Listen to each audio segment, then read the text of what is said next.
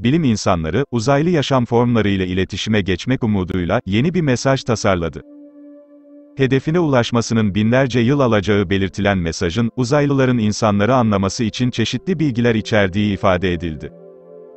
Dünya dışında yaşam olup olmadığı, insanların gökyüzünde dünyadan başka gök cisimleri olduğunun ilk fark edildiği antik çağlardan beri insanlığın en merak ettiği soruların başında geliyor.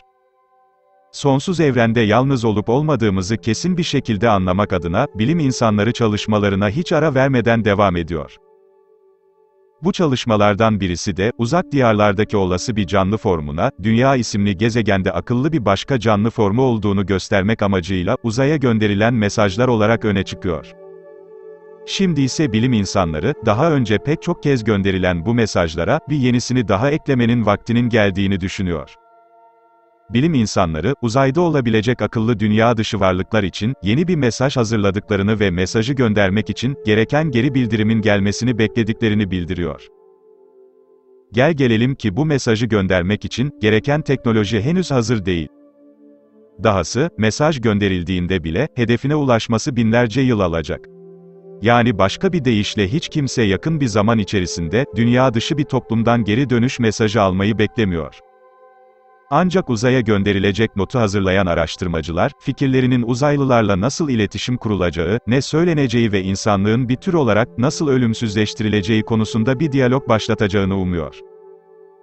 NASA'nın Kaliforniya'daki Jet Propulsion Laboratuvarında, astrofizikçi olan Jonathan Jiang, konuya dair yıllar sonra ortada Dünya diye bir gezegen kalmasa bile, kozmik okyanusta bir şişede "Hey, biz buradayız" demek için bir mesaj göndermek istiyoruz şeklinde kaydediyor.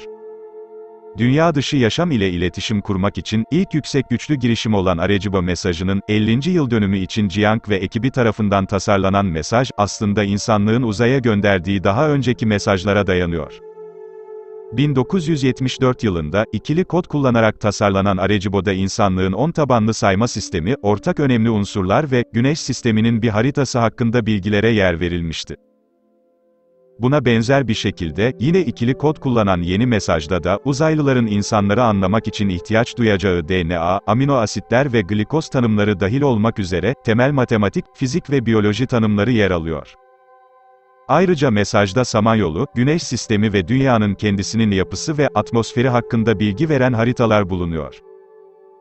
Öte yandan mesajın, birkaç temel yönden önceki mesajlardan, daha gelişmiş olduğu belirtiliyor. İlk olarak, Dünya'nın Samanyolu'ndaki konumunun haritasının, Arecibo mesajındakinden daha kesin olması dikkat çekiyor. Jiang ve ekibi, parlaklıkları sebebiyle kolayca görülebilmeleri açısından, Dünya'nın Samanyolu'ndaki yerini işaretlemek amacıyla, küresel yıldız kümelerini kullandıklarını kaydediyor. Bununla birlikte mesaja, onu bulan herhangi bir uzaylının, mesajın ne zaman gönderildiğini anlaması için, türünün ilk örneği bir zaman damgası eklendiği de bildiriliyor. Bu noktada ise karşımıza, dünyalılardan çok farklı, ölçüm yöntemlerine sahip olması muhtemel bir uzaylı uygarlığına, zamanı bizim algıladığımız gibi nasıl aktarabileceğimiz sorusu çıkıyor. Hollanda'daki Hanze Uygulamalı Bilimler Üniversitesi'nden, mesaj tasarımcısı Kishan Jin'e göre, bu sorunun cevabı hidrojen atomunda saklı. Yıldızlar arası gazda bulunan nötr hidrojen, diğer atomlar veya elektronlarla çarpışmalardan sonra, yüksek enerjili bir duruma girebilir. Yaklaşık 10 milyon yıl sonra, bu yüksek enerjili hidrojenlerden biri, spin flip olarak bilinen daha düşük enerjili bir duruma geri bir geçişe uğrar. İşte bu spin flip geçişi de mesajın büyük patlamadan, ne kadar süre sonra gönderildiğini iletmek için, uygun bir evrensel zaman birimi sağlar. Bununla birlikte Jin, teorik bir uzaylı uygarlığının zaman içinde dünya hakkında, daha fazla şey öğrenebilmesi için, güncellenmiş zaman damgaları ve bilgilerle, birden fazla mesaj göndermenin, mümkün olabileceğini de sözlerine ekliyor. Jiang, yeni önerilen mesajın Samanyolu'nun merkezinden yaklaşık 13.000 ışık yılı uzaklıkta, bir yıldız halkasına gönderileceğini belirtiyor. Bu bölgenin, yıldızlarının yaşanabilir bölgelerinde var olan, yaşama elverişli birkaç gezegen içerdiği düşünülüyor. Konuya ilişkin olarak Jiang, eğer uzaylılar varsa, büyük ihtimalle buradalar şeklinde kaydediyor. Ayrıca araştırmacılar, dünya dışı varlıklara hangi bilgilerin gönderileceği konusunda, bir sohbet başlatmayı ve mesajları dinlemeye olan ilgiyi, canlandırmayı umuyorlar. İnsanlar zaten halihazırda yaklaşık olarak 200 ışık yılını kapsayan bir alanda radyo, televizyon ve radar sinyallerini uzaya yayınlıyor. Bu dünya dışı yaşamı aramak için çok da geniş bir alan değil, ancak alan büyümeye devam ediyor.